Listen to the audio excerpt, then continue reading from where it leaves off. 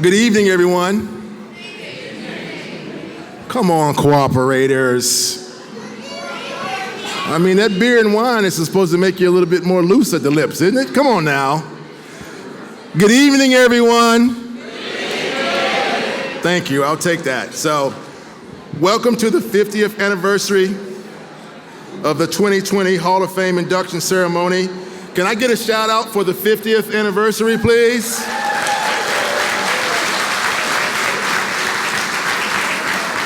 And my name is John Holsclaw IV, and I know what you're thinking.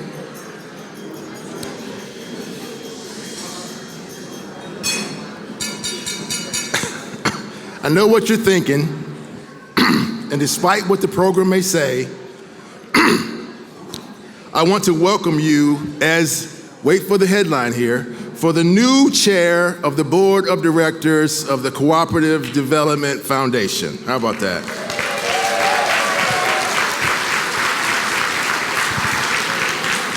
I'm a board chair and I can't get people to sit down at a dinner, right? So they may want to rethink that. So I am your host for this evening, and I have served on the CDF board for a few years, but I'm very excited to now lend my service as board chair. I'm really excited about that. Thank you for being with us tonight to honor 5 astounding cooperators and to support the continued growth of the Cooperative Development Foundation. And that work has spanned the past 80 years. So we are also celebrating CDF's 8 decades of promoting community, economic, and social development through cooperatives. Most of that work supported by the people and the organizations that represent who are with us tonight. So thank you.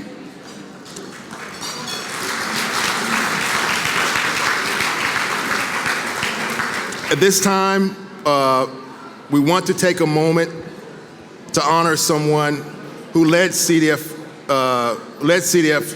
for some of those 80 years. Elizabeth or Liz Bailey.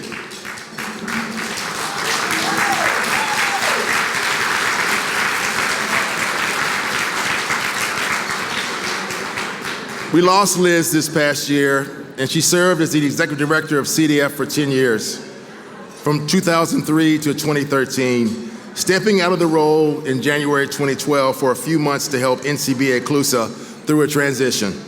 Her legacy lives on through the lasting impact she left the cooperative community. Now I want to honor or acknowledge our sponsors tonight. Thank you for your 50th anniversary sponsorship. Thank you to our 50th anniversary sponsors, CoBank and NRECA.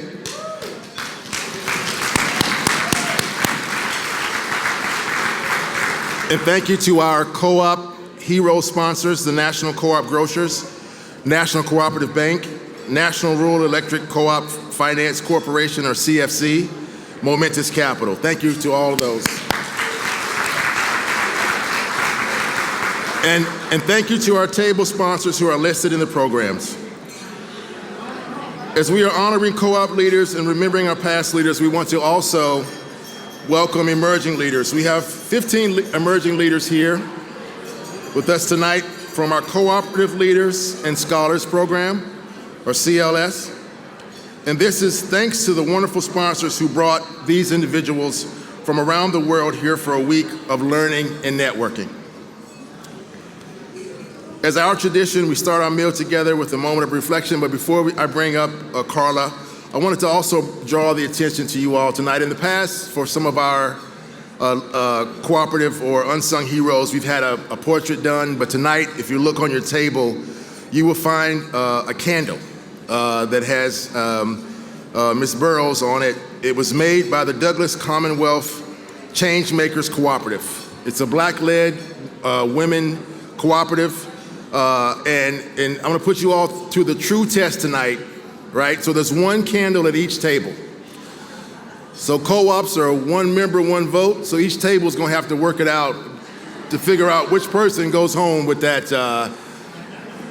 candle. So I don't know how you're gonna do it, but I know Rochdale sponsored a table. I know who's going home with that candle, I know that. So anyway, all right. Either way, thank you, but we wanna start right now with a moment of reflection. Carla Decker, please come to the podium to give the invocation. Carla is the CEO of SkyPoint Federal Credit Union in Maryland and a former CDF board member and current member of the NCBA Inclusive Board and immediate past chair. Carla.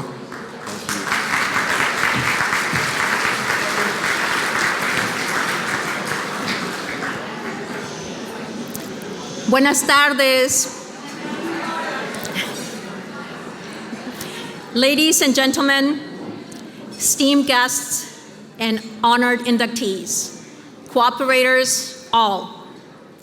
This evening, we celebrate the remarkable achievements of those who shape our legacy, and it is my task to express this collective gratitude. In a world often divided, it is our ability to come together, to support one another, and share moments such as this that empowers us to overcome challenges and to seize opportunities. And so today we stand together, or in this case, we sit together as emergent leaders, as leaders of individual co-ops, as leaders of national movements, as representatives of the regional cooperative movement of the Americas, and as representatives of the Global International Cooperative Alliance. I'd like for you to recognize that there's actually representation from all of these different levels of the cooperative community within this room. So thank you so much for making the effort to be here, to join us, to be present in this moment. Just as we remembered our own Liz Bailey, let us also take a moment to acknowledge the passing of so many others of our leaders, including a remarkable leader and Hall of Fame awardee, Clark Arrington. Clark's dedication to cooperative ideals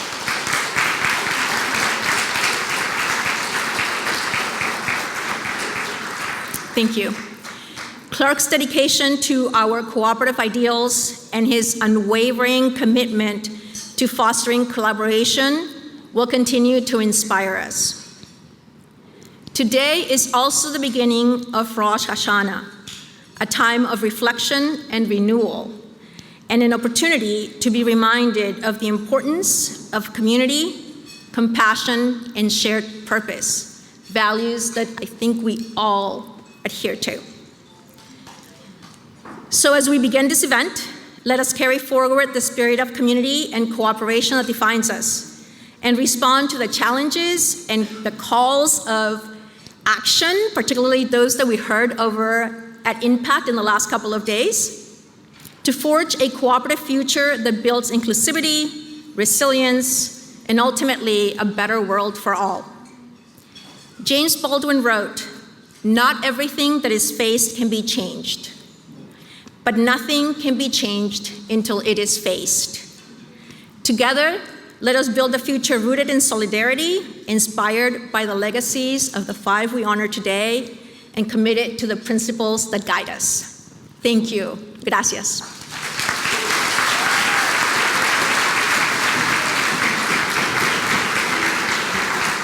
All right, thank you, Carla, so much for that moment of reflection. So the time has come to introduce tonight's MC, Salandy Brown.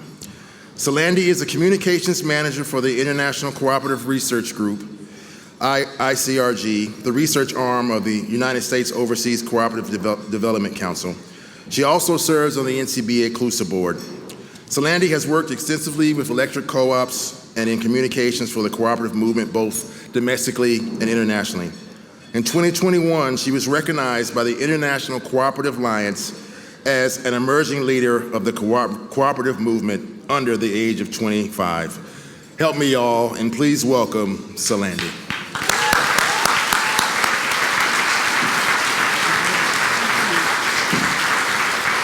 Thank you. Hello, everyone. How are we doing? Great. Well, it is such an honor to be here. Tonight, we are coming together from many cooperative sectors and from many parts of the world to honor our co-op heroes. The Cooperative Hall of Fame is about recognizing people who are and were committed to using cooperatives as humane and equitable businesses. to give an economic voice to workers, consumers, farmers, and small businesses. We honor the commitment and dedication of those who understand how cooperatives can make a meaningful and lasting difference in the lives of members, of workers, of customers, and of the communities which they serve. We hope to take away from this event inspiration and renewed energy for our own work advancing cooperatives and inclusion as a better way of doing business, and to help ensure all are included in and can benefit from a truly inclusive economy. This, our 50th anniversary, we remember the 207 heroes who have been inducted. Please look in your program to see the names of our heroes. And we have an impressive group of past inductees reunited here tonight that we would like to recognize. As I call your name, please join us on stage for a group picture. We would also like to invite our CLS program participants, current and alumni, to join us on stage for a photo. The inductees include Andy Riker,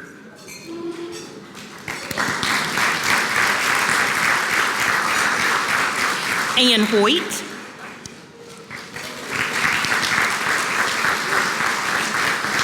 Barry Silver,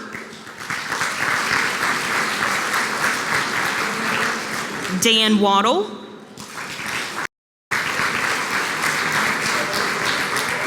Dr. Jessica Gordon Nimhard,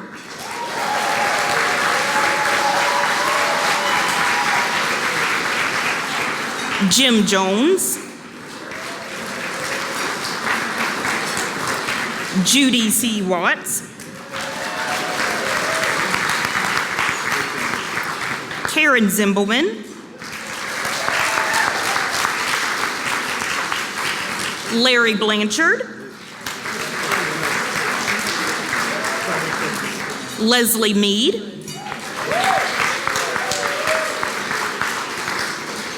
Marilyn Scholl, Martin Lowry,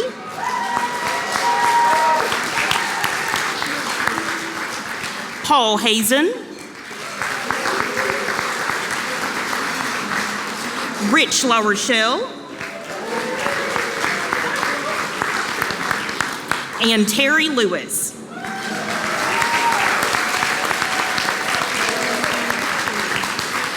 Did I miss anyone?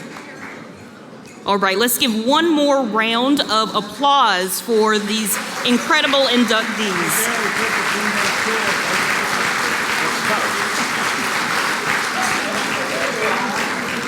Each of you are all our heroes, and we are thrilled to have so many of you with us tonight.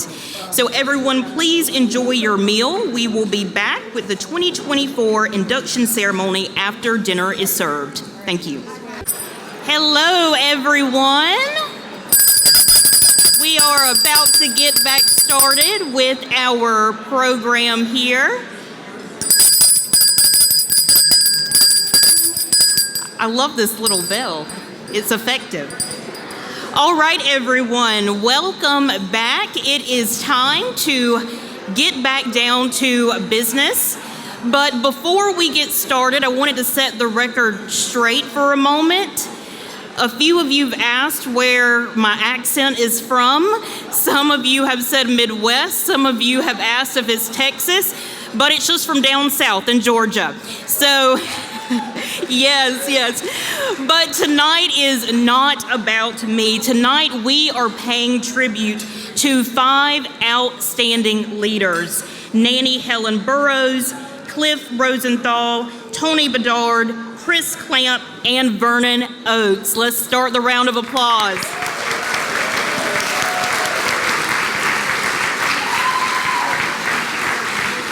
Each is a true cooperative hero, and as you will see, each has a different and unique path to cooperatives. Their contributions have made a lasting mark on cooperatives and the lives of the people and the communities in which they have worked. We thank the selection committee and the NCBA CLUSA Board of Directors for their work to bring these heroes to us. Tonight, we will be honoring each inductee individually with a video and invite words from the nominating organizations and the inductees. After the video presentation, we will then ask the inductee and the nominating organizations to come to the podium. So let's get started. The Hall of Fame recognizes outstanding cooperators. This year, we continue a new tradition recognizing those who have gone unrecognized for too long. Tonight, we honor Nannie Helen Burroughs as our unsung cooperative hero. Please turn your attention to the screen for the video honoring Nannie Helen Burroughs.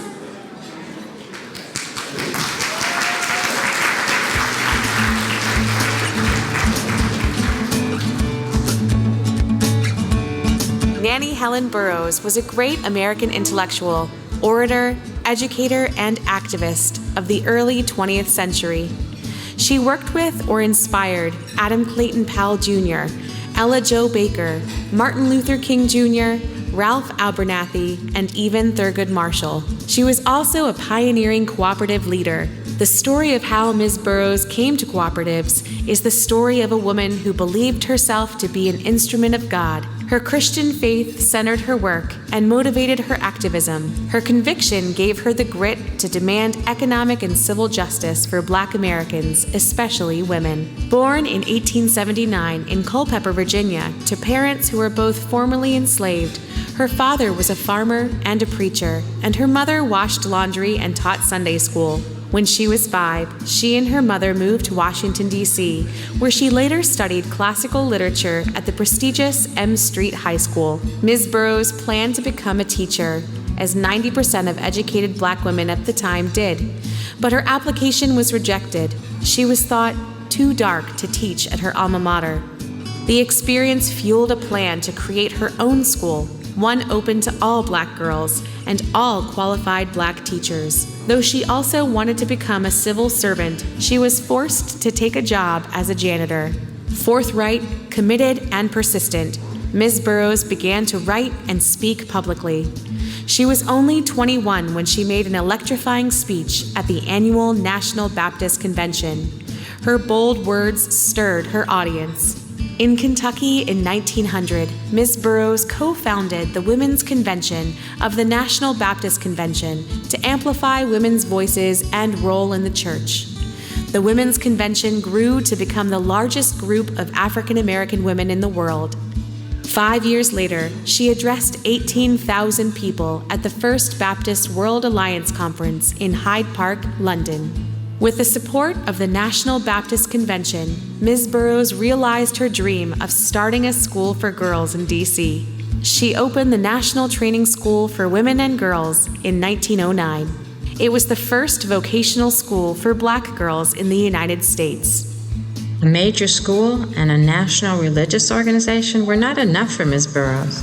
She founded and used the cooperative business model to reach her ultimate aim of economic empowerment for Black women. It was through cooperative ownership that a woman could gain skills in order to earn a good income in a safe environment with workplace democracy and self-determination. Taking inspiration from the Rochdale Cooperative Society of the District of Columbia, Ms. Burroughs founded the first of a set of cooperatives in July 1934 with Sadie Morse Bethel. The goal of the Northeast Self-Help Cooperative was to create jobs for Black women, as well as the unemployed, unskilled, and disabled. She started with co-op production, sewing, canning, broom making, barrel chairs, and handicrafts. She used the co-op model to create meaningful work. Within 6 months of its founding, Northeast Self-Help was the largest sewing factory in D.C., with 50 members. Burroughs secured $20,000 in federal grant funding, an unprecedented amount for any Black co-op. The grant enabled the co-op to grow.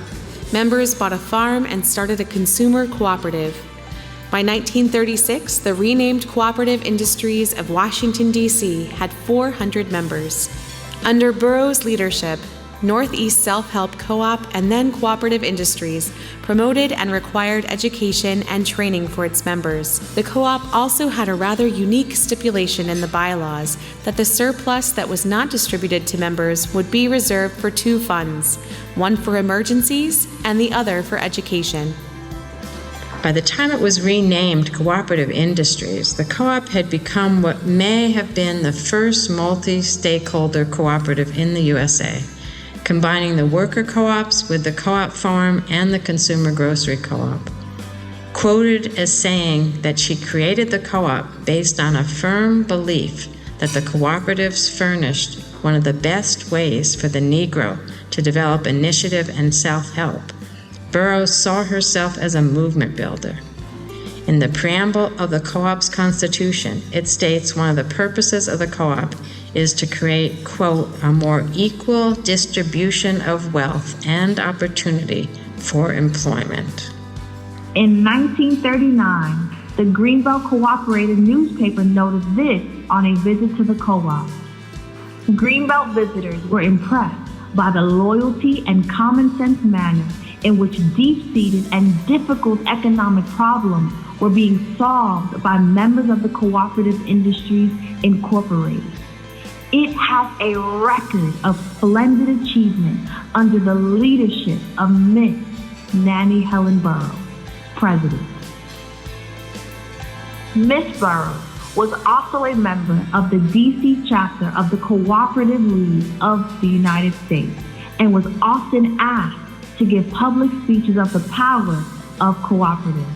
Nannie Helen Burroughs was a fierce fighter for the empowerment of Black women, an educator and a civil rights leader.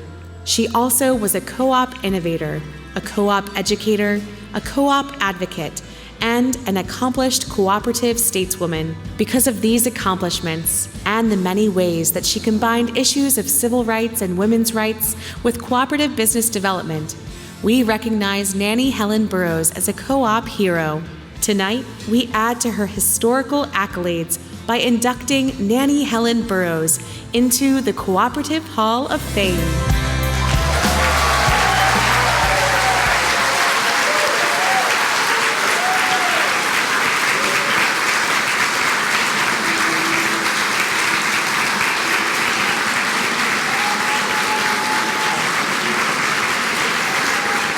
I would love to invite Dr. Jessica Gordon-Nimhard to the stage to say a few words about Nannie Helen Burroughs.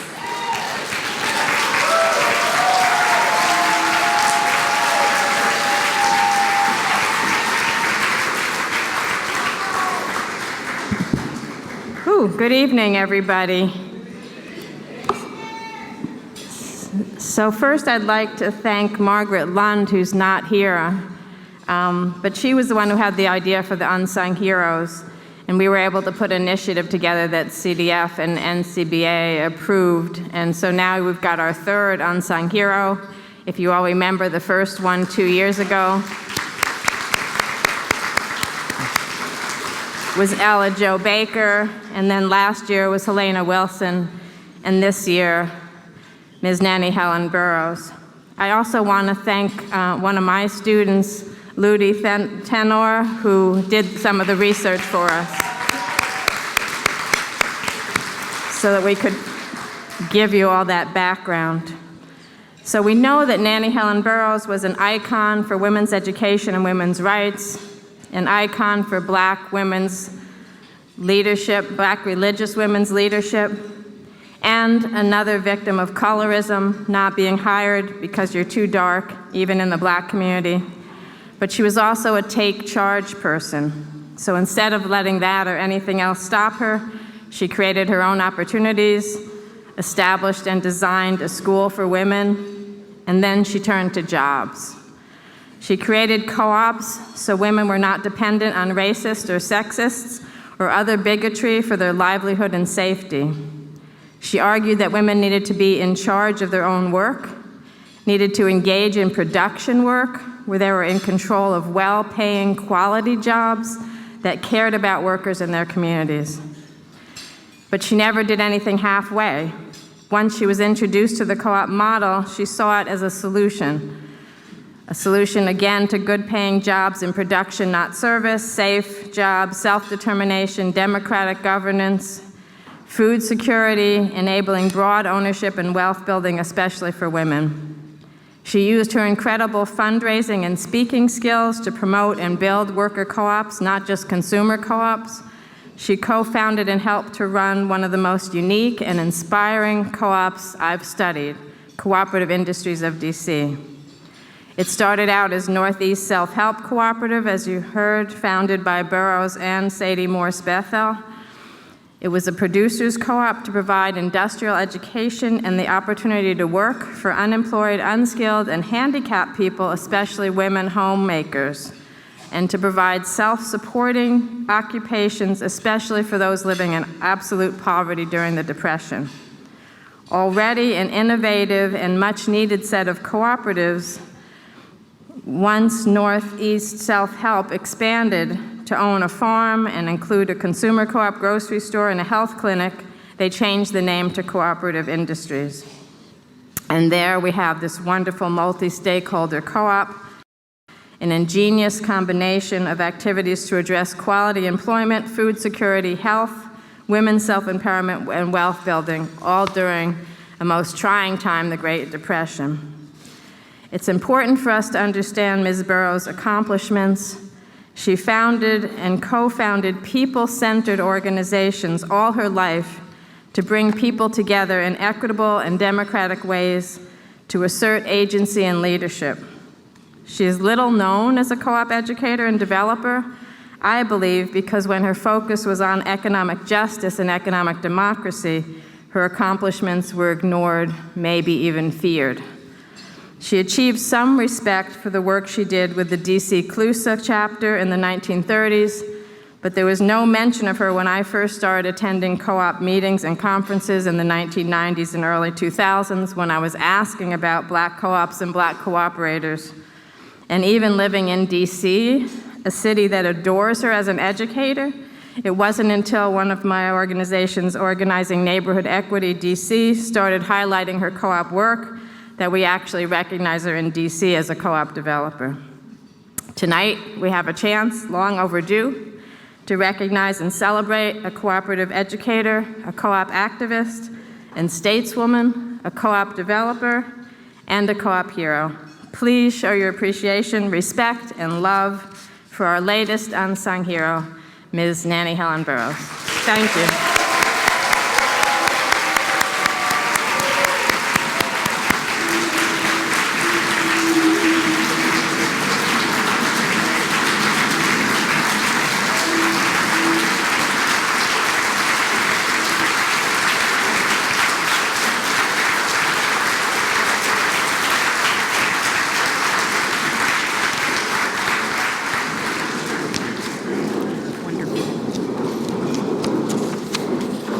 All right. Wonderful. What a wonderful first presentation. Thank you very much.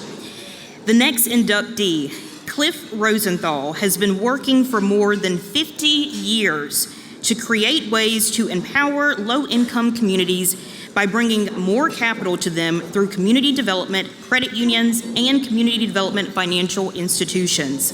Please turn your attention to the screen for the video honoring Cliff Rosenthal.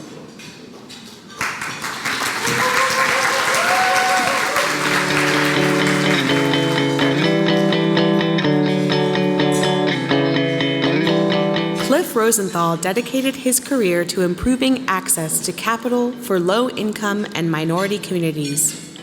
His innovative ideas altered the contour of the credit union landscape, making it possible for people with limited income to buy a car, buy a house, or start a small business. Born in 1945, Cliff Rosenthal was raised in Newark, New Jersey. His grandparents settled there after fleeing the pogroms in Russia. His family's experience of exile and their struggle to make a place in the U.S. taught Cliff what it feels like to be an outsider. Cliff crossed the Hudson to attend college, a major move for a first-generation kid from New Jersey. At Columbia College, he planned a future as an historik, a Russian historian. In the turmoil over the war in Vietnam, Cliff reconsidered his future. he turned away from academia and began to study the major crises of the time, including world hunger. As he learned about the conspiracy of large corporations to control the food supply and elevate prices, Cliff explored cooperative organization as a way to make food more affordable. Inspired by the activism of his peers and working for free, he organized his first food co-op at 788 Riverside Drive. Building food co-ops became Cliff's driving passion. Eventually, he managed to earn a salary as a food co-op organizer for Native Americans in Connecticut. In the late 1970s, Cliff took a job with the National Association of Farm Worker Organizations in Washington, D.C. When his boss asked him to organize a credit union to serve NAFO members, Cliff was willing. He didn't know anything about credit unions, but he recognized the potential good of these nonprofit money cooperatives. Cliff worked in D.C., but his heart stayed in Brooklyn. Elaine Archer was an activist, teacher, and writer, and Cliff wanted to spend his life with her. Elaine had founded a small community of families in Brooklyn, and Cliff was happy to join. Ready to share responsibility for children and housework, he married Elaine in 1980. Back in New York, Cliff discovered that the National Federation of Community Development Credit Unions was located in downtown Brooklyn. He volunteered his expertise. 6 months later, he was hired. But the paid job didn't last long. Federal funding for the Federation evaporated a few months later. Cliff became a volunteer again, running what was left of the Federation from his dining room table. Cliff secured a fellowship to hire Annie Vamper, a credit union expert whose passion for the work matched his. Together, Cliff and Annie rebuilt the Federation into a catalyst for change in the credit union movement. Annie's partnership with Cliff lasted until her death in 1990. Cliff organized a two-pronged strategy to raise urgently needed capital, new channels for private investment, and expanded public funding. While Annie worked to develop new CDCUs, Cliff built relationships in the community.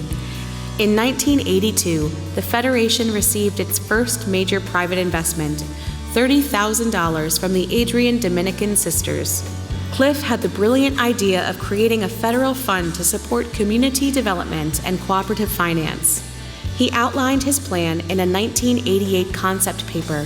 6 years later, President Bill Clinton signed a bill establishing the Community Development Financial Institutions Fund.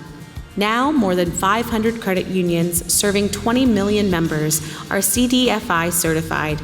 Thanks to Cliff's public and private initiatives, the Federation, now known as Inclusive, was able to invest more than $100 million in local credit unions. Inclusive celebrated its 50th anniversary in 2024. In 2012, Cliff retired from the Federation.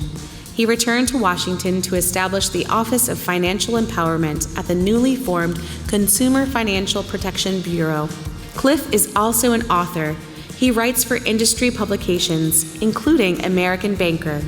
He published a book that traces the roots of community development finance over 2 centuries. He keeps a blog with monographs, articles, and opinion pieces. This year, Cliff co-authored a new book that is part memoir and part narrative of the unjust federal termination of a black fraternity's credit union in 2010. Cliff's wife, Elaine, died earlier this year after a short illness. Her passing was a terrible loss to Cliff and to the family they formed in the house on 6th Street. He is comforted by the time spent with his 5-year-old granddaughter, Anna Caroline. He continues to live in the house he and Elaine shared for 43 years. Although he has been honored many times for his visionary leadership, Cliff is most proud of his 2019 induction into the African American Credit Union Hall of Fame, an acknowledgement of the courage and conviction that distinguish him as a visionary cooperative leader. We honor Cliff Rosenthal tonight with induction into the Cooperative Hall of Fame.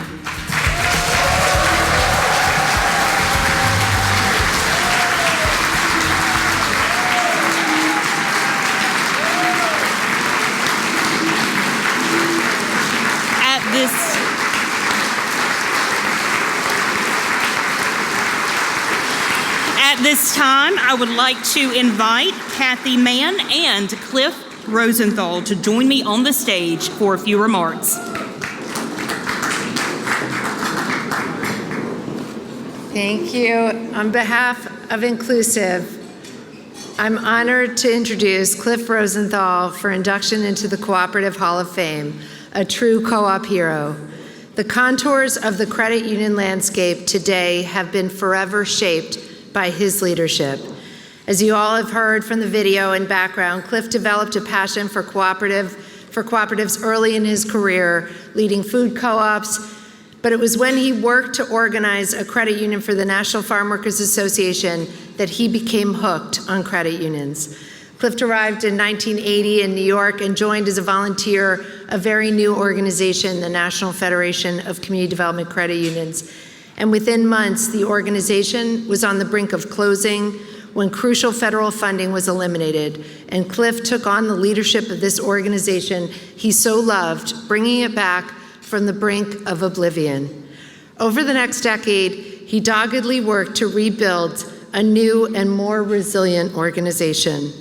I was lucky enough to join Cliff at the Federation in 1995, a relatively short time after the challenges of the 80s, but virtually a lifetime beyond those humble beginnings. Cliff by then was leading a team of almost 20 staff members, growing, raising, and deploying outside capital, building strong partnerships, and bringing the movement back to its former glory. His persistent dream of engaging government to provide capital across the field was gaining traction. He advocated for the creation of the Community Development Revolving Loan Fund at NCUA, and then in 1992, as you heard, when then presidential candidate Bill Clinton talked about setting up a network of 100 community development banks around the country, Cliff knew his moment had arrived. He worked feverishly with a small band of advocates, and he led the charge, teaming up with community loan funds, microcredit groups, community development banks, to coin the term Community Development Financial Institution. 2 years later, Cliff stood amongst the hundreds of partners he had pulled together to celebrate the formation of the CDFI fund that he had fought so hard to create. As I think of Cliff from my early days at the Federation, I remember his strong and consistent vision, his fierce determination, despite the many threats to our movement, both internal and external, his creativity, his nimbleness in driving forward smart policy that rewards deep impact, and of course, his incredible ability to communicate, both from the podium and through the written word. And he challenged and taught us all to become equally effective communicators. And yes, there were many, many documents with many, many red lines that got us there. He pushed us always to go deep in our work, to extend out of our comfort zone, to build relationships, and to stand our ground. He provided a strong foundation for all of us, for the organization, but for us, the team, and future leaders that he fostered in each of us. It's no wonder he maintains such a devoted following across the whole movement. When Cliff retired from the Federation in 2012, I was very humbled and honored to be able to take over the mantle. But Cliff never stopped his energetic work. As you saw, he started a brand new role in the Office of Financial Empowerment at the newly constructed Consumer Financial Protection Bureau. He continued to write and publish books. He serves continuously as a consultant, a thought leader, a statesman, and our historian for our movement. It's now only fitting that the name of Cliff Rosenthal be, as dedicated servant of community development credit unions, be added to the august roll of honor that is the Cooperative Hall of Fame. Cliff.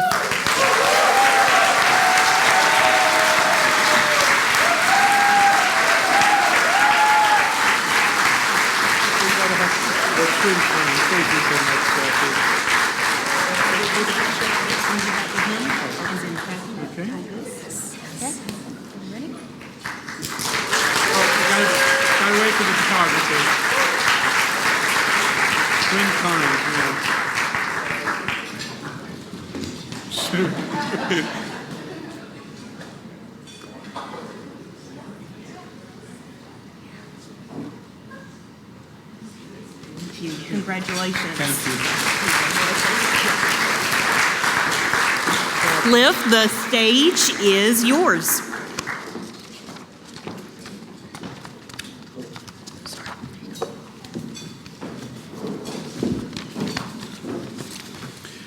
Thank you. I want to thank the Cooperative Development Foundation and the National Cooperative Business Association for this ultimate honor of inducting me into the Cooperative Hall of Fame. It is gratifying and humbling for me to take my place among so many cooperative heroes I know and have worked with. In July, I attended a conference on diversity, equity, and inclusion put on by the National Credit Union Administration. I was touched when we 300 credit union people each took a private moment to do an exercise by Curtis Ray Hall of the Culture of Belonging, to remember those without whom we would not be where we are today in life. And I'd like you to take a moment to consider that in your own lives, as I will do now. Tonight, I remember those members of the Hall of Fame who served on the board of the National Federation, which is now inclusive. I had the privilege of being paid to work, at least part of the time, for the Federation, but they were the cooperative leaders who built the movement that I loved. Through the hardest of times, they served without pay, and tonight I especially remember and honor those leaders, Woodrow Keon, Ernest Johnson, and Joy Kuzminer, who all passed away, Carol Zippert, and my inspiration, Mrs. Rita L. Haynes. They were my heroes. Tonight I would not be standing here without inclusive. Had the National Federation crumbled when I left in 2012, I would not be here today. But to my great joy, under Kathy Mann's leadership, Inclusive has grown to greater heights than I could ever have imagined. Tonight, I honor and I thank you, my second family.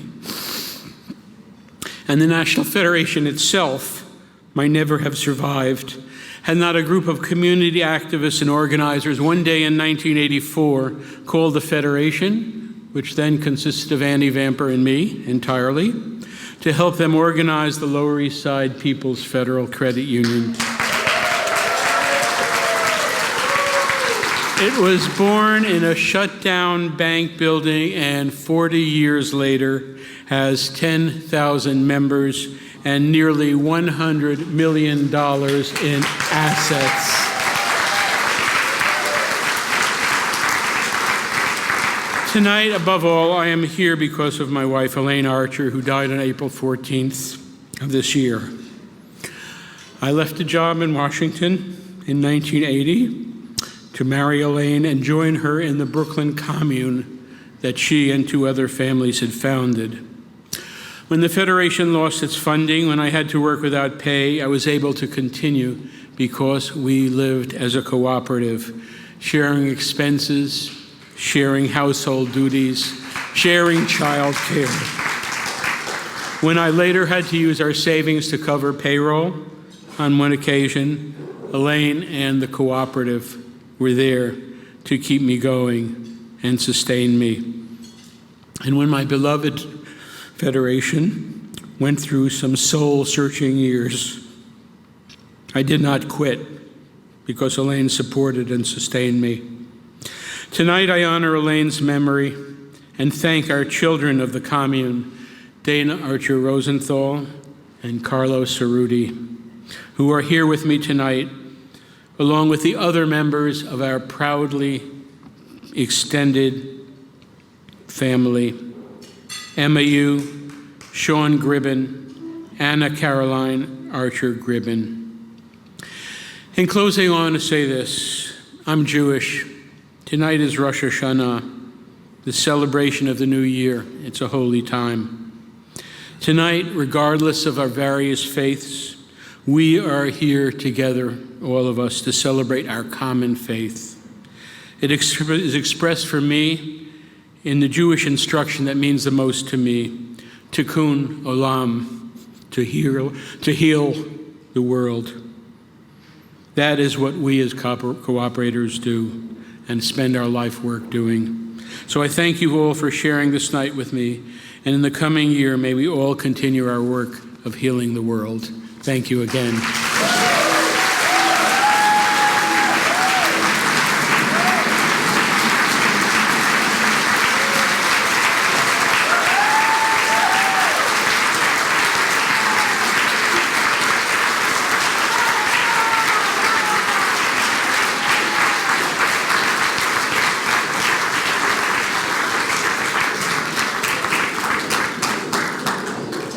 Thank you very much. By championing the idea that doing good works, our next inductee has spent the last 30 years growing a cooperative that provides high-quality products and that has lasting impact for its growers, employees, and communities. Please turn your attention to the screen for the video honoring Tony Bedard.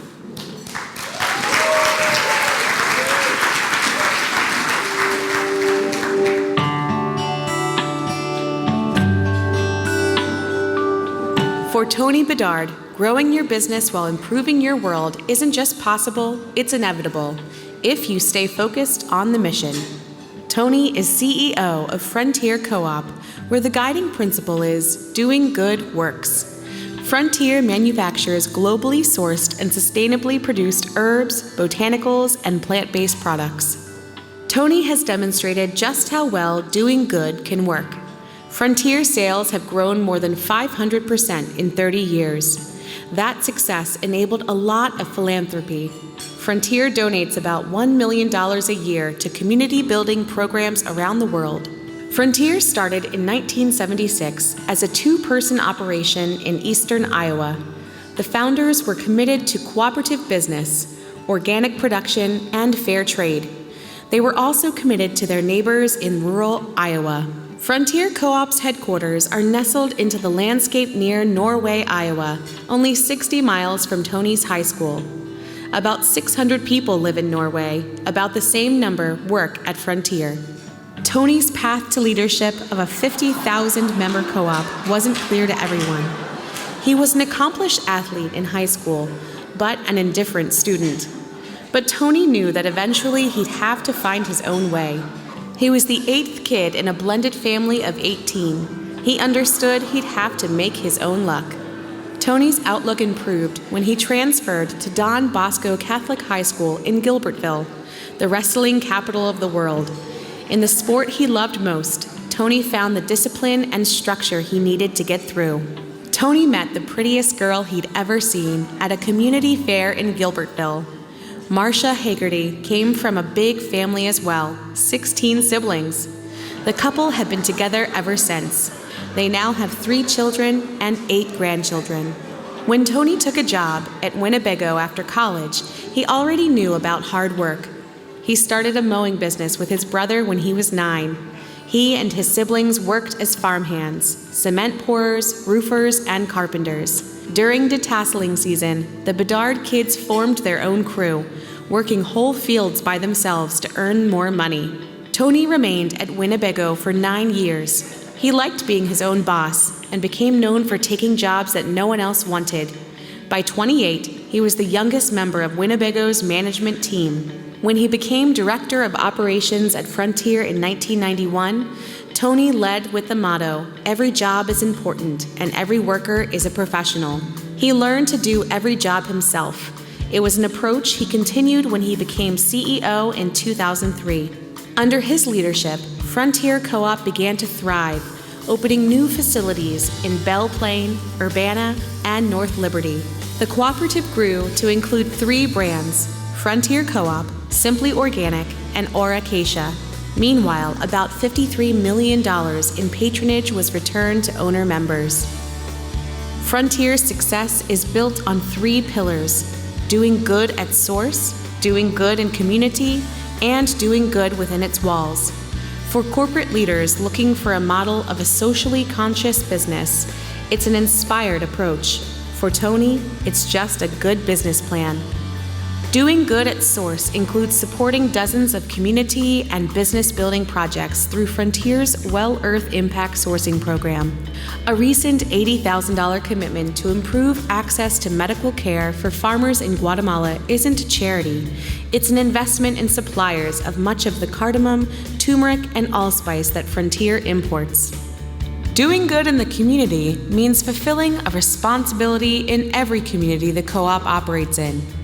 Each year, Frontier Co-op contributes roughly 5% of their operating income to social and environmental programs domestically and around the globe. This includes the Simply Organic Giving Fund, which is dedicated to fighting food insecurity in communities across the U.S. and Canada, and the Acacia Positive Change Project, which aims to help women and girls of courage and determination make transformational changes in their lives. Additionally, the co-op helps invest in local community nonprofits, including establishing the Frontier Co-op Organic Permaculture Field with local partner Indian Creek Nature Center. Doing good within Frontier's walls means meeting their employees where they're at. That means providing affordable, on-site childcare. It means providing $5 rides for workers who need help getting to their jobs. It means low-rate paycheck advancement loans for workers who need a little help getting through the month. It means covering college costs for workers looking to get ahead. It also means thinking creatively about how to address these challenges. In 2017, faced with record low unemployment rates in Iowa and looking for new sources of workers, Tony proposed hiring formerly incarcerated Iowans. He recognized mutual opportunity in those looking to rejoin society after serving their time. Frontier hired their first returning citizen in 2018. Now, 20% of the co-op's production hires are graduates of the Breaking Down Barriers to Employment program.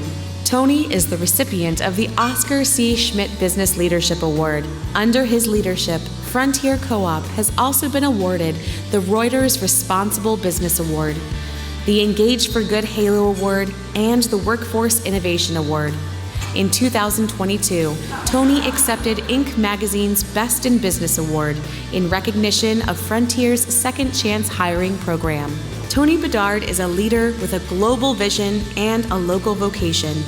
He built a multi-million-dollar business grounded in the principles of cooperation and mutual aid. For his success in doing well while doing good, we honor Tony Bedard tonight with induction into the Cooperative Hall of Fame.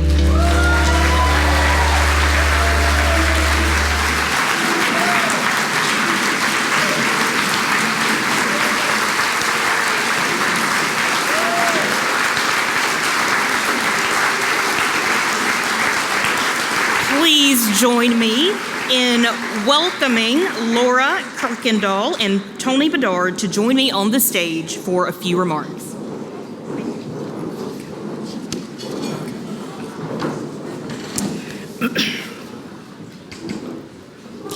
Thank you for being here this evening. I'm Laura Kirkendall, Senior Vice President of Marketing at Frontier Co-op, and I'm honored to introduce our CEO, Tony Bedard, tonight and to celebrate his induction into the Cooperative Hall of Fame, along with his family, my Frontier teammates, our co-op members, our board of directors, and our community partners. If you know Tony, you know he'd rather be anywhere else right now but in the spotlight, now or ever for that matter. And he would certainly be more comfortable in his black Frontier t-shirt and jeans.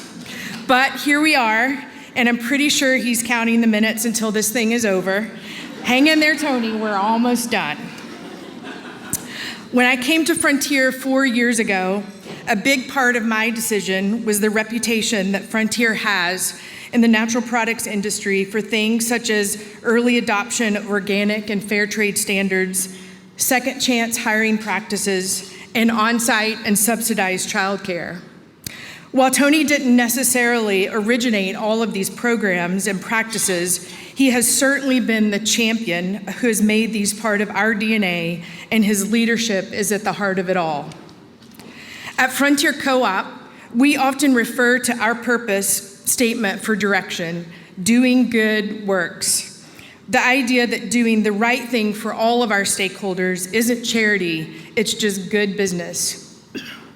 Whether it's through our branded giving programs like the Simply Organic Giving Fund, which is dedicated to fighting food insecurity among the most vulnerable of our neighbors across the US and Canada, or our Acacia Positive Change Project, which strives to help women and girls make lasting positive changes in their lives, or our leadership as the first nationally distributed regenerative organic certified spices and flavorings brand, or our dedication to supporting second chance and fair hiring practice through not only our own programs, but our advocacy for these practices among our peers, or, well, I could just keep going and going and going. But the underlying current is that Tony's leadership is at the heart of it all. I'm so proud to celebrate Tony's induction into the Cooperative Hall of Fame. I'm grateful to have him as our co-ops leader and more personally as a friend. And I'm so pleased to be part of honoring him here tonight.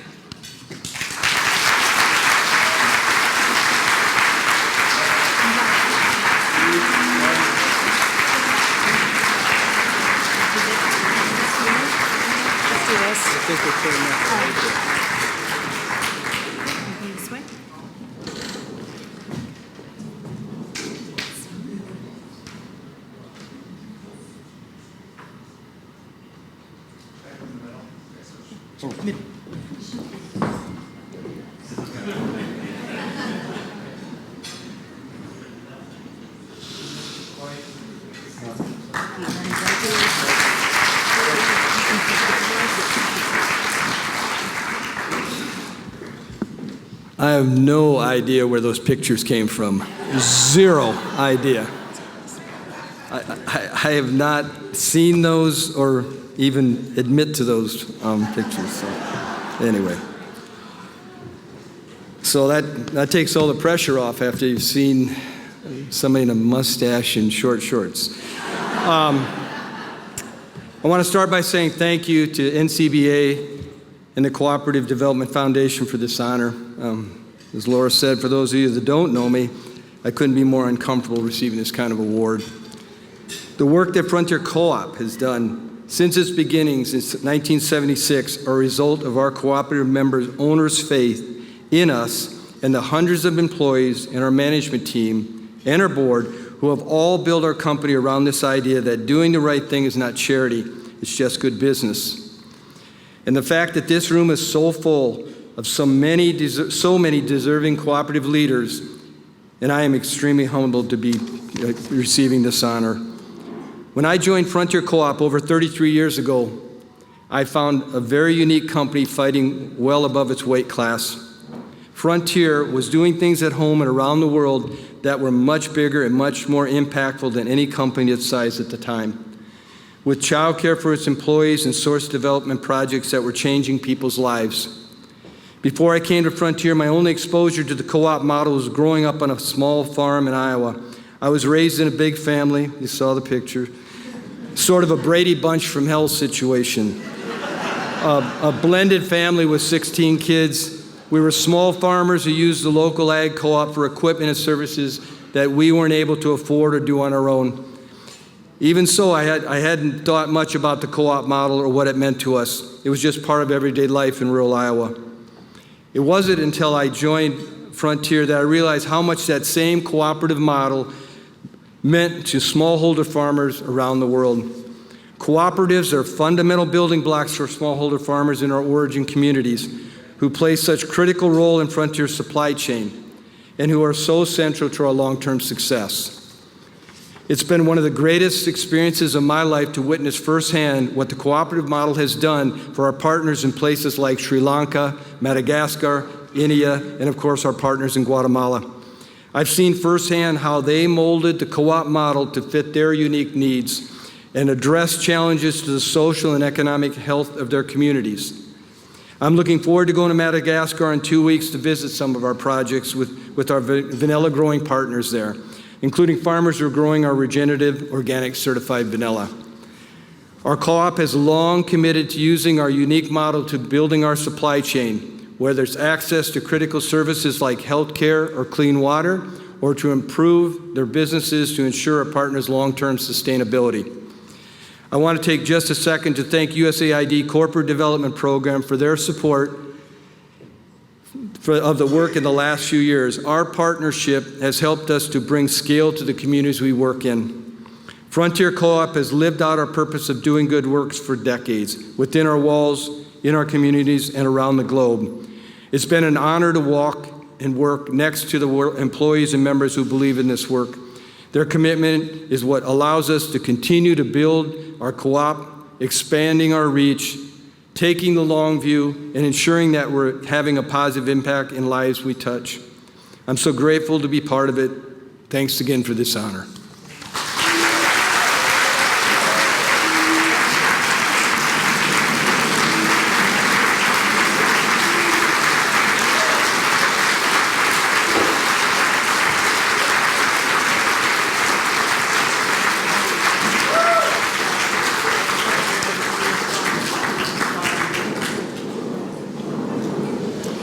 Thank you very much.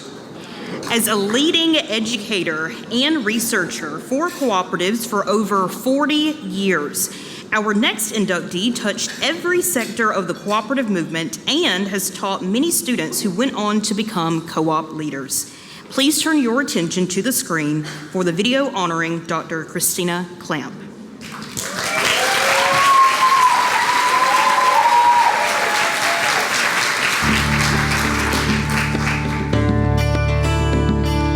Dr. Christina Clamp is world-renowned as a cooperative researcher, educator, and practitioner. Her work is grounded in the values of civil rights, social justice, and inclusion. She has been called a superb educator of emerging cooperators, a legacy that will impact generations. Dr. Clamp recently retired from a professorship at Southern New Hampshire University, where she was the director of the Center for Cooperatives. For 40 years, she and her students sought cooperative solutions to real-world problems. SNHU students created a youth housing cooperative, developed a food co-op business plan, launched shared service cooperatives, and established a co-op directory. Now, hundreds of SNHU alumni work on community economic development projects all over the world. Chris Clamp was born in 1953 in Amityville, Long Island. Her father, Ted, died when she was 9, leaving her mother, Marge, to raise 5 children on her own.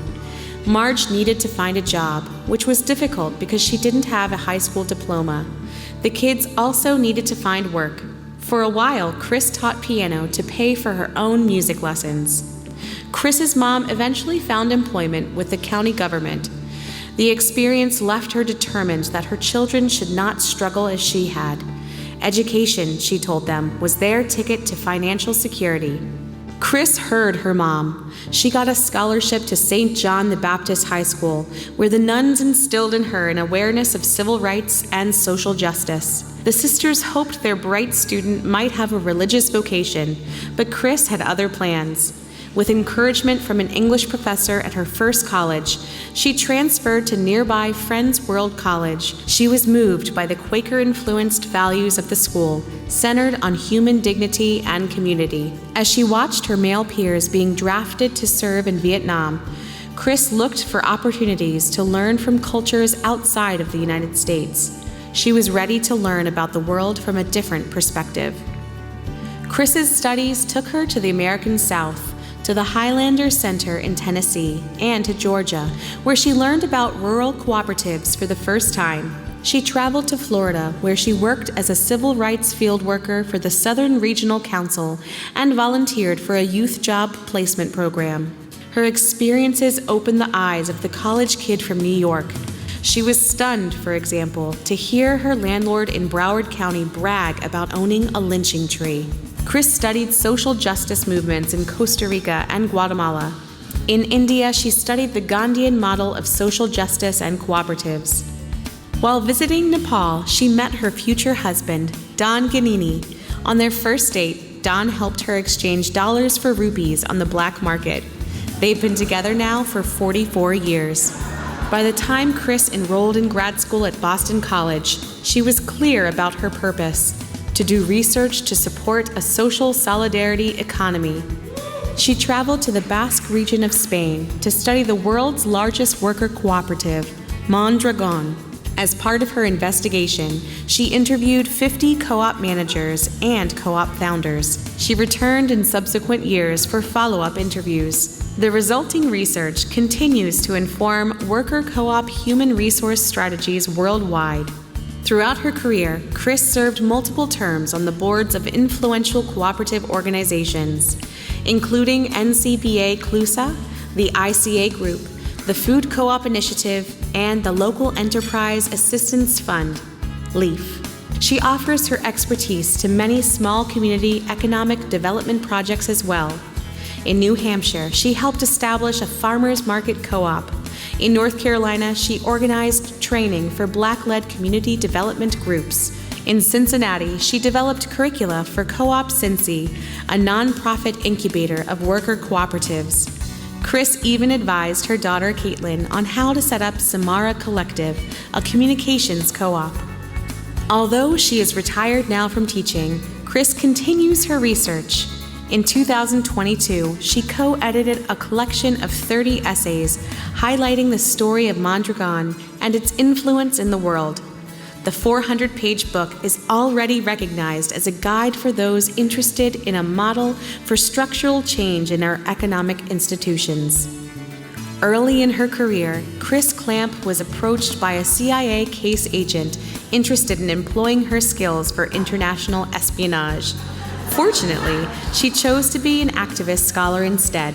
For her pioneering work in the study and promotion of cooperative ownership of business, we honor Dr. Christina Clamp tonight with induction into the Cooperative Hall of Fame.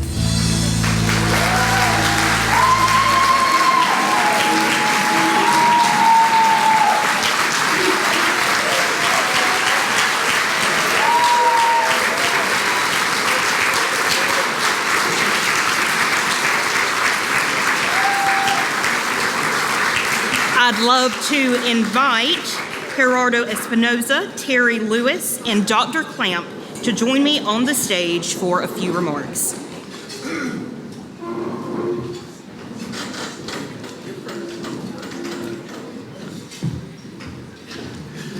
Hello, everyone. My name is Gerardo Espinoza, and I serve as Executive Director of LEAF. LEAF is a community development financial institution. We provide funding to food cooperatives, worker cooperatives, housing cooperatives throughout the U.S. Dr. Chris Clamp serves as board chair of LEAF, and we are very, very happy and grateful that her lifelong contributions to the cooperative sector are being acknowledged and honored this evening.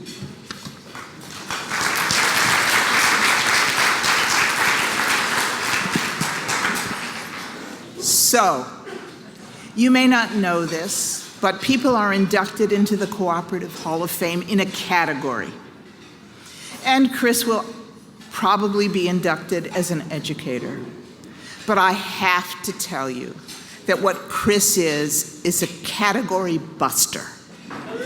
She not only is an educator, but a creator of cooperatives, a supporter of cooperatives, a researcher across the world of cooperatives, how they work, and a spreader of the cooperative message. If I have to give her a meta name, it is a nexus of resources. That is who and what Chris is. She creates resources through her own research and the support of research of other people, including me. She brings new information to the world.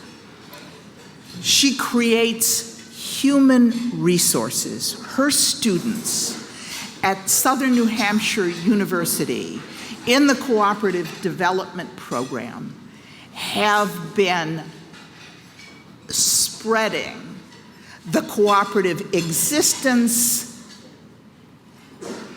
methods, passion throughout the United States and the world. I can tell you that I ask her with some frequency, who do you know who? Whatever. And she will tell me who that is, and it's one of her students, and she will connect me with that person. And I will tell you that each and every one of them values her so much that they help me, and they love doing it, and they see that help as recompense for the enormous resources that she has given them. She is an aggregator. She puts together knowledge that other people have accumulated and that she herself has aggregated through her research, both in the United States and internationally. Cooperative knowledge is growing enormously, helped in enormous part by my dear friend and colleague, Chris Clamp.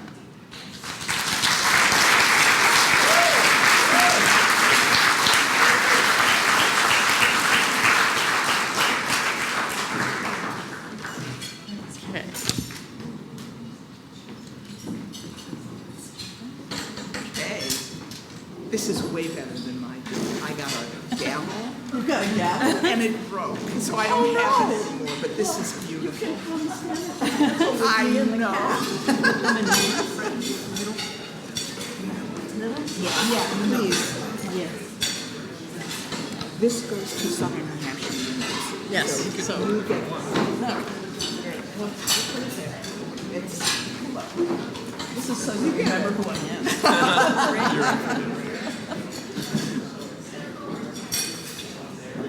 Come on, Brian. I'm counting on you for the archives. Thank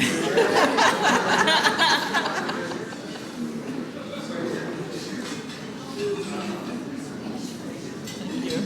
Congratulations. Thank you.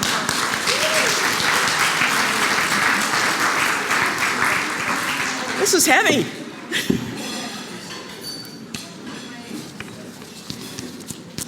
So this is my moment of fame, everybody.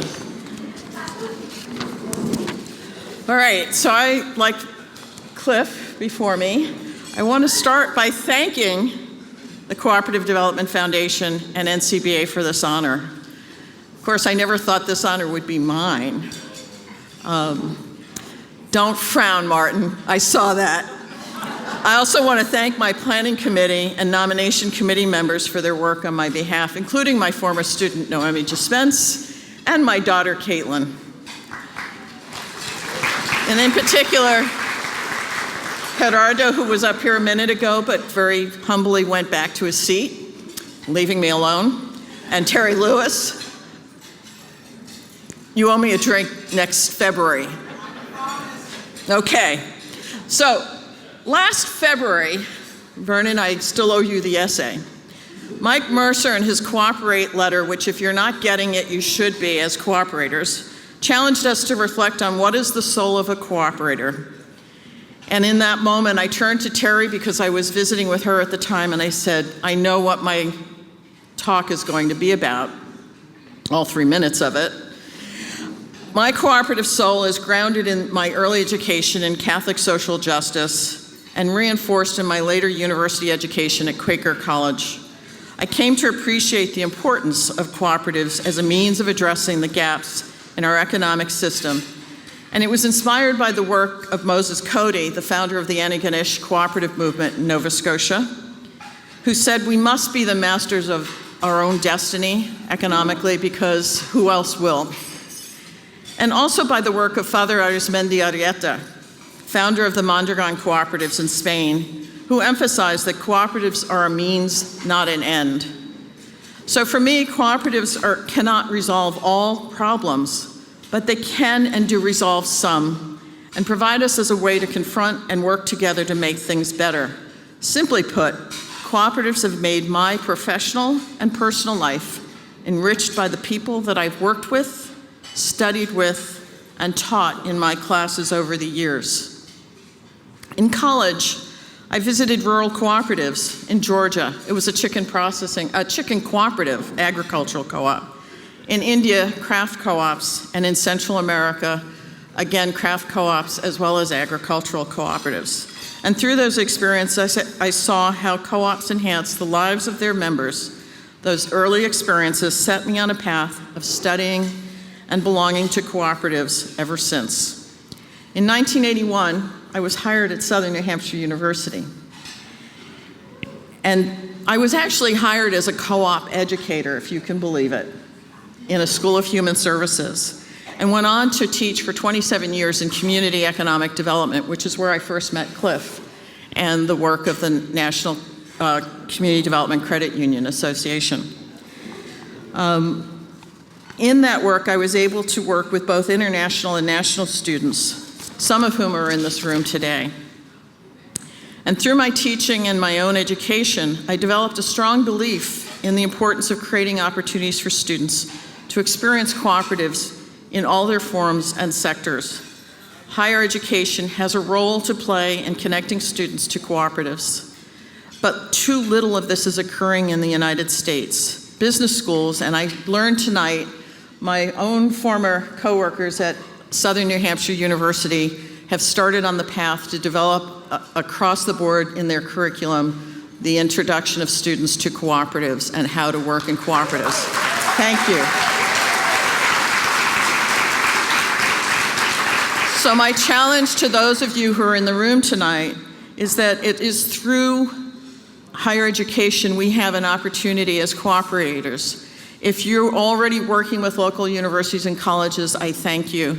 And if you're not, here's an opportunity right over here. Join Howard Brodsky, who's also a member of the Hall of Fame, to work on building a strong curriculum in higher education and to be a model. This is something that I believe at my heart is what makes a difference in terms of making our world a better place for all. Lastly, I want to thank my husband, Don Giannini, our daughters, Caitlin and Megan, and our extended family, friends, and colleagues. Thank you for this honor.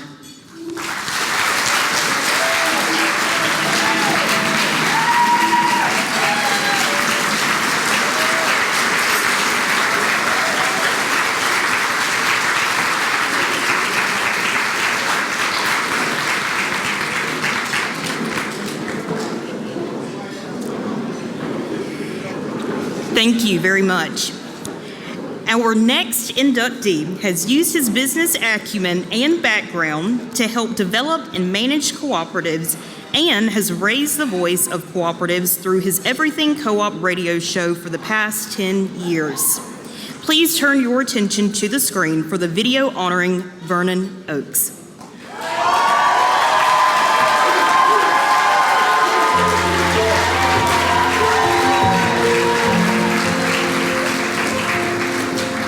Vernon Oakes is a distinguished co-op educator and advocate who hosts a weekly radio broadcast called Everything Co-op. The objective of the show seems straightforward, to teach people about co-ops. But listen to a few episodes and you'll discover a more ambitious plan. Vernon Oakes seeks transformation through co-op education. Vernon Oakes was born in New York City on October 7th, 1947.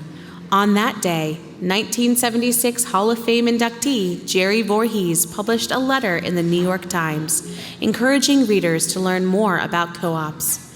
Vernon Oakes continues that quest. Vernon's program is broadcast from Washington, D.C., where he moved in 1986.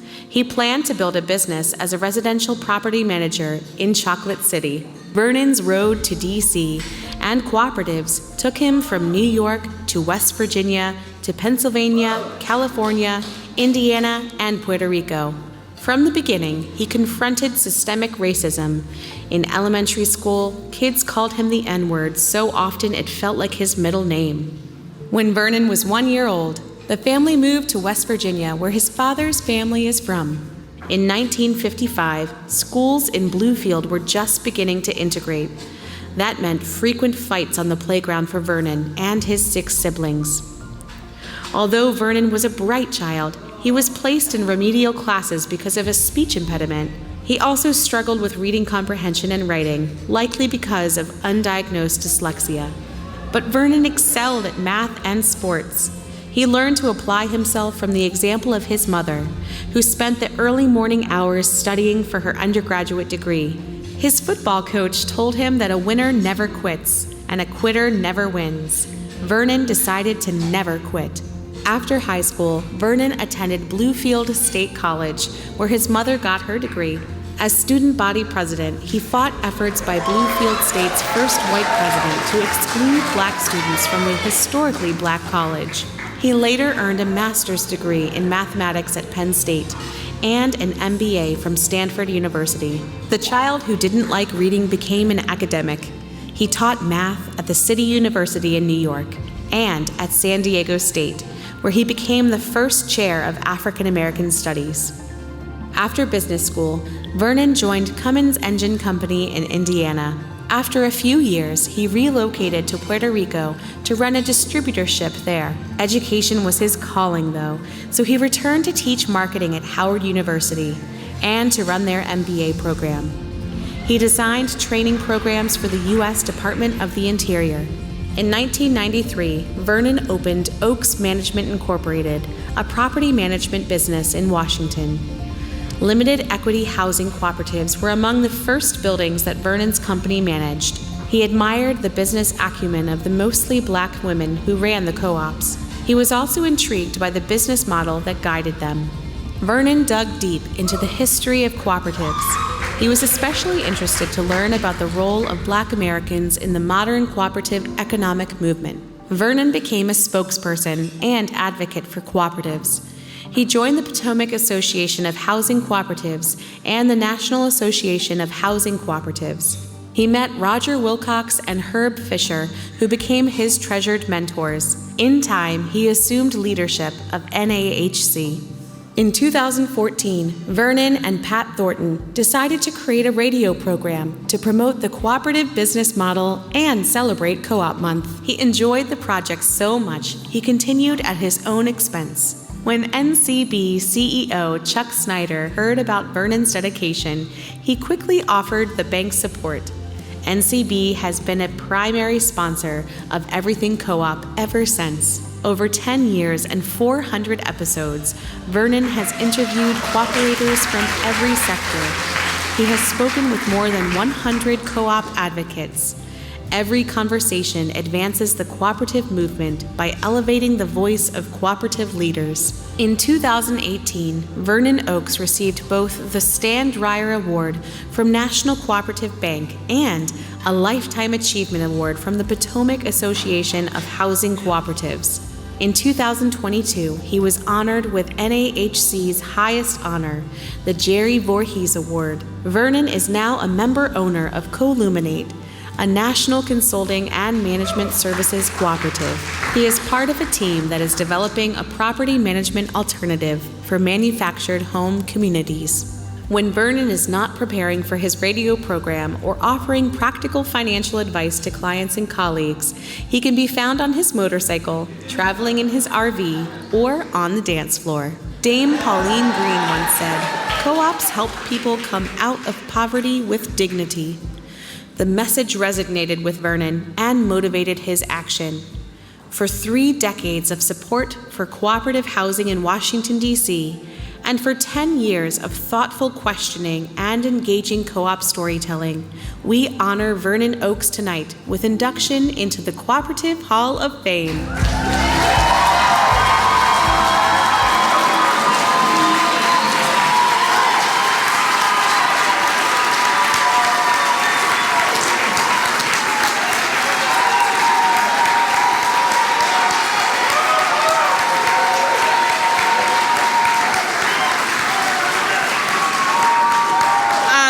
To invite Casey Fannin, Mark Goring, and Vernon Oaks to join me on stage for a few remarks. Good evening, and congratulations to all the inductees tonight. Mark and I have the honor of introducing Vernon Oaks.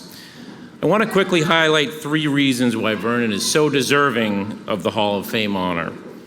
First, and most importantly, Vernon makes people's lives better. I first met Vernon at a limited equity co-op site inspection here in Washington, D.C. He pulled up on that motorcycle right there. As soon as I saw him pull up, I'm like, we're going to get along. As a property manager focused on co-ops and specifically affordable housing co-ops, he's used his skills to advise affordable housing residents as they navigate the financial realities of repairing aging properties. He always stayed focused on a solution to ensure residents a safe, happy, and sustainable home. As Mark will mention, Vernon continues on this journey today with common good management. The second reason is Vernon's commitment to everything co-op. Vernon and his cousin Pat have created a space where cooperators can tell their stories. You always hear that co-ops are the best kept secret. Well, Vernon does not keep that secret very well at all. He finds great people, great co-ops, great leaders, great community organizations, and gives them a platform to amplify their story and message. And even today, on his big day of induction, I believe you're on the radio today at the Impact Conference doing interviews even today. Lastly, Vernon is passionate about diversity, equity, and inclusion. When I was on his show a couple years ago, we spent time talking about cooperative principle number 1, voluntary and open membership. He has operated everything co-op in the most inclusive way possible by highlighting every corner of the cooperative world. And that makes us all better. Vernon, your induction to the Hall of Fame is a slam dunk. So from me and all your friends at National Cooperative Bank, congratulations.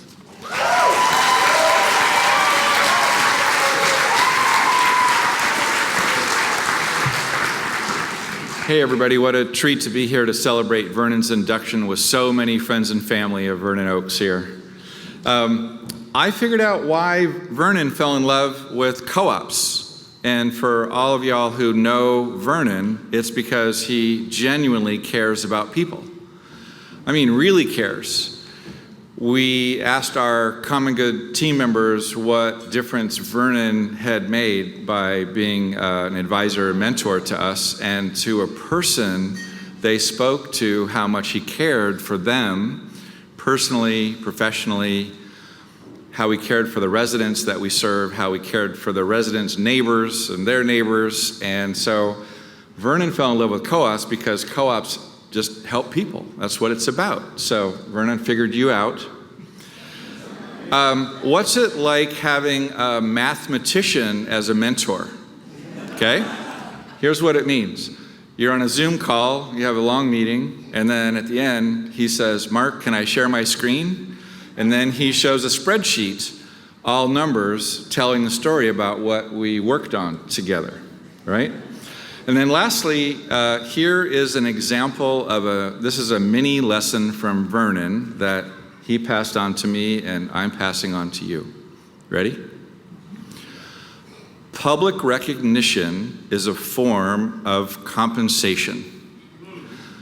Okay, public recognition is a form of compensation, so please join the National Co-op Bank, Colluminate, and Common Good Management Service in celebrating Vernon Oaks' induction in the Hall of Fame.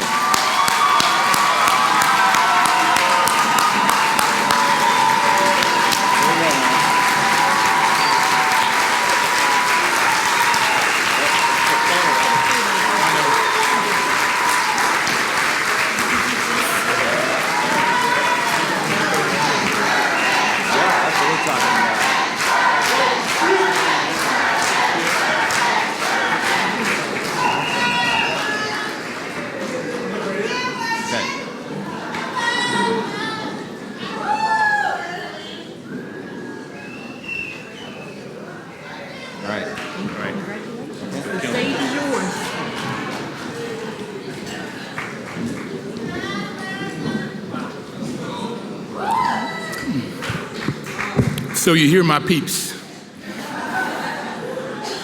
Thank you for being here tonight, and I want to thank NCBA and CDF for this honor.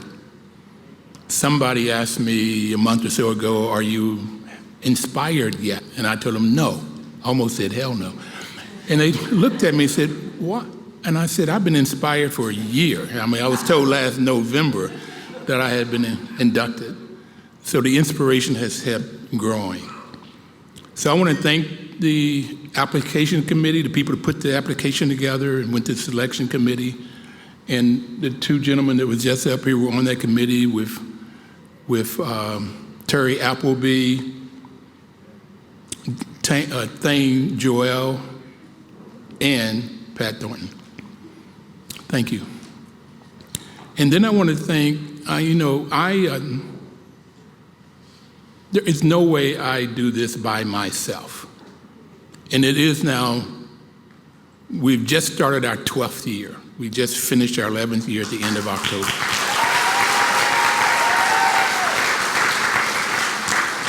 So our committee, our co-op team, would you all stand?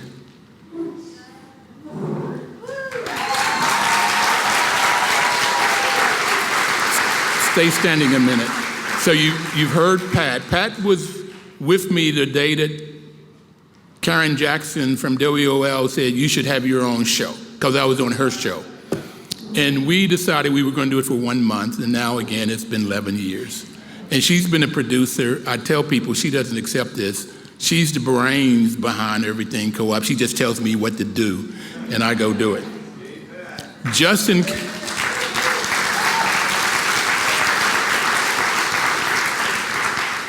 came on as our web designer, a person that loves co-op. I met him through the co-op group here in DC, and he's been just awesome.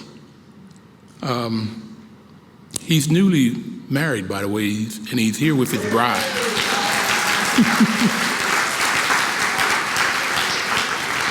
Then we have Rob sit here, and I heard he did a great job yesterday at his TED Talk.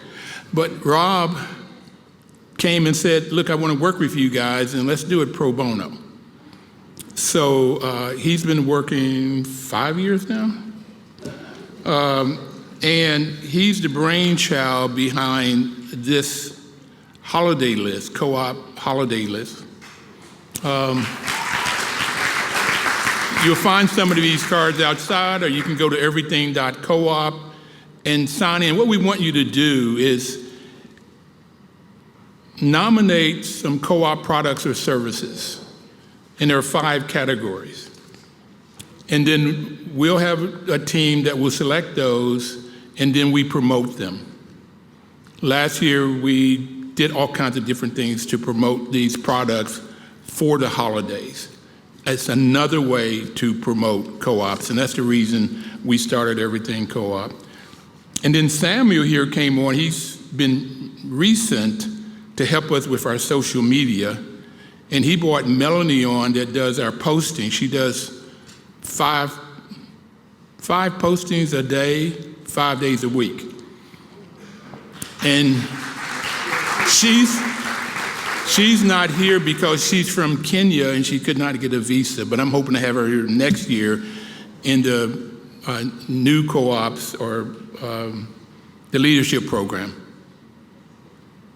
And somebody else is not here who is the newest person on our team is Dana Sweeney, and she does our PR. We do all of this similar to Cliff starting work for no money. Very little money. It's out of love, out of this work. And I want to thank you guys. You're a pleasure to work with. An absolute pleasure.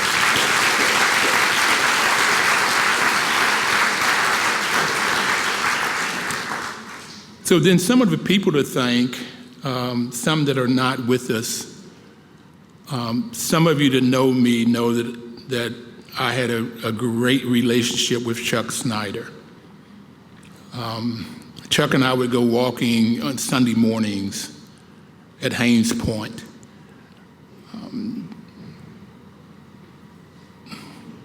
So I went to walk one Sunday morning, and Chuck was late. And if you know Chuck, that just wasn't it.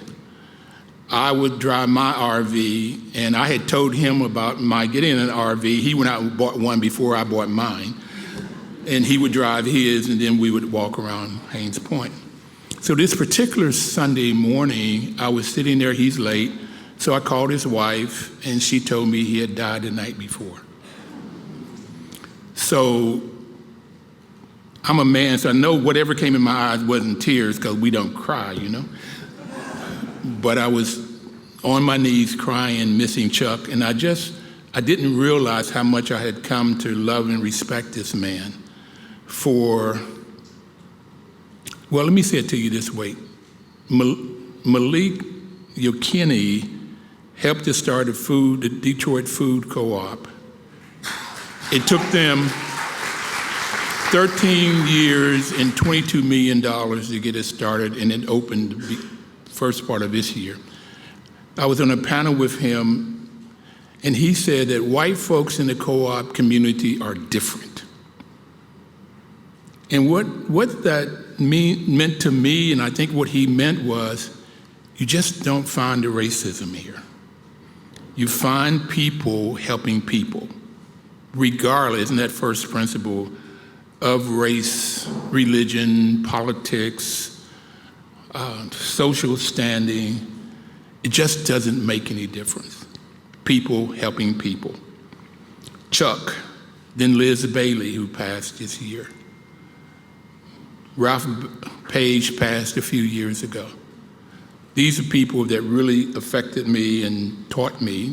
You know the two people that was up here in the NAHC.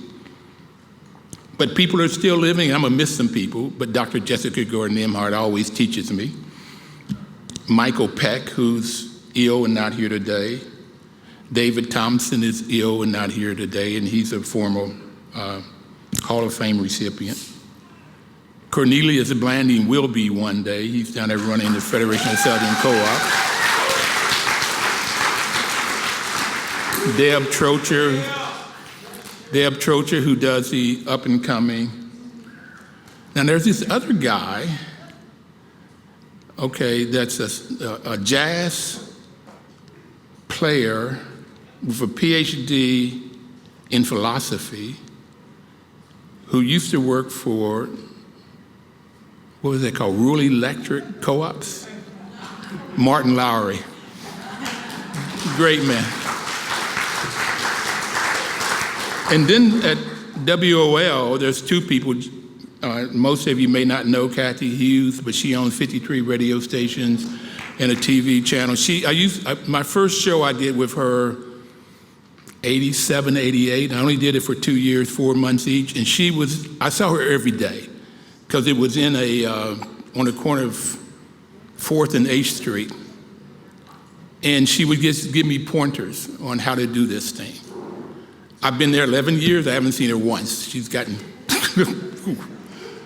and then Karen Jackson, who gave us the idea of the show. That's the past. The future, I just interviewed 4 young folks today, and they were awesome. They were just awesome.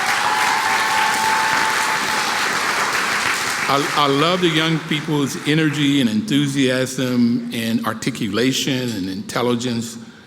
They just lift me up. The radio show was designed to promote the cooperative model. I like to work with and get all of us in this room to work with this young lady, Katrina Pacheco.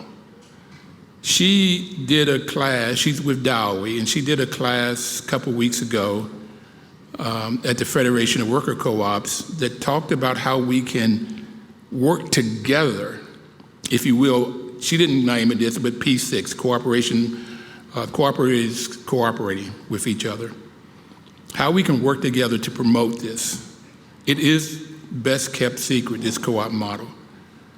But she's talking about how we can create a web of communications, basically through social media, so it's relatively inexpensive, to get people to know about co-ops.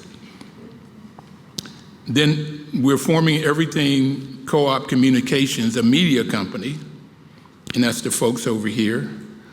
We'll put the radio show under it. We're looking to do books from the contents of the radio show, comic books or children's books, music, songs, maybe even movies or TV shows. I don't know how many of you saw Queen Sugar, but in their last episode, what helped to bring them out was co-ops. And I'm not sure a lot of people that saw it would have even known what a co-op is as they talked about it. And then we're creating a worker co-op farm right outside of Charleston, West Virginia. We've been going about finding land to purchase to create this worker co-op. And you know about Colluminate. In Colluminate, my goal is they first off, they're a co-op, and they live the values and principles, which I love. But secondly, they have some fantastic training material. And I want to take that training material that they created for food co-ops and make it available for housing co-ops. So I'm looking forward to do a lot of good things there with them. And so the next one is on a political front, we have vote.coop, where you can go in and see if you are registered or how to get registered anywhere you are in the U.S. And they'll tell you who's running in local and national. But I would like to see how we might form a couple groups, or many groups even, to look at the candidates and judge them on the cooperative values and principles.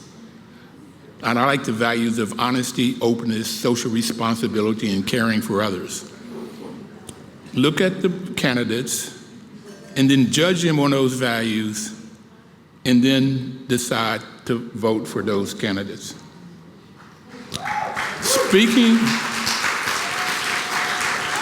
Speaking of future, I met a gentleman by the name of Mark Barnes, who owns the park on 14th Street, which is you go across 14th Street and a block down there in the next block.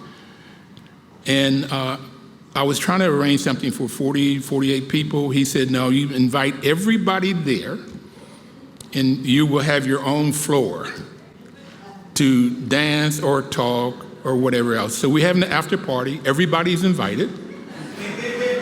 It's at 920 14th Street Northwest. And let's see if we can get a little dance thing going on. Thank you, guys. Thank you very much.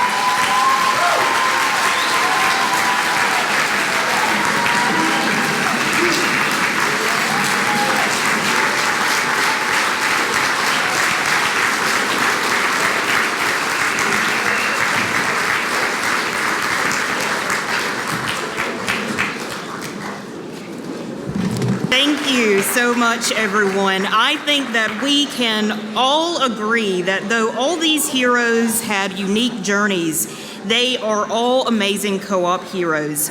Join me in a round of applause for all 5 of our 2024 inductees.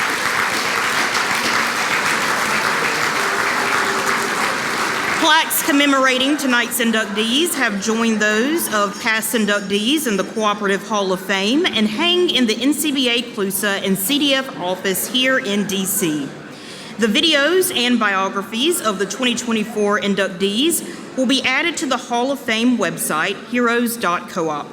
That brings us to the end of our program. Once again, congratulations go to all the inductees and their families. Your leadership, dedication, and accomplishments inspire us all. Let's give them one more round of applause.